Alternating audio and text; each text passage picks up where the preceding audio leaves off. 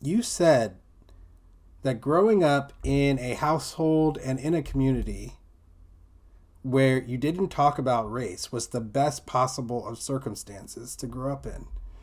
Hmm.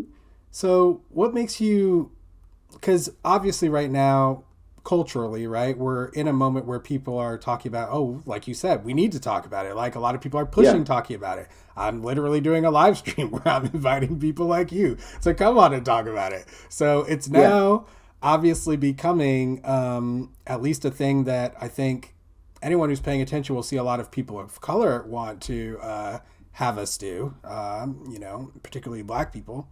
Yeah. And so I guess like has your perspective, I mean, it sounds like you still have that perspective that people growing up not talking about race, not thinking about it, not that is ideal.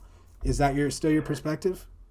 I think so. And I think it's that way for two reasons. I think it's because A, it allowed me to have no preconceived notions about these concepts before I ran into them in the wild. And so maybe this is just like a hindsight bias thing, but I think when I think about my childhood and I kind of ran into bigotry in person, it allowed me to have whatever a more so like neutral approach to the experiences, if that's even like humanly possible, to the extent that you can have a neutral experience, right?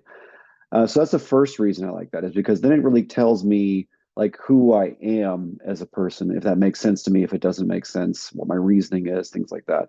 The second reason I think is fundamentally more important than that, which is I think I would have turned out a horrible person, personally speaking, if I grew up with people who were bigoted.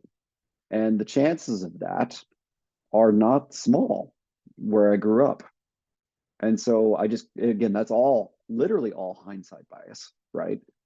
But for me, it's just kind of like I could have obviously grown up with people like my friends, and I didn't, you know? So I consider that it's the best possible world where they're going to let me have my experience around this concept and not try to inform me of what should be thought, so to speak.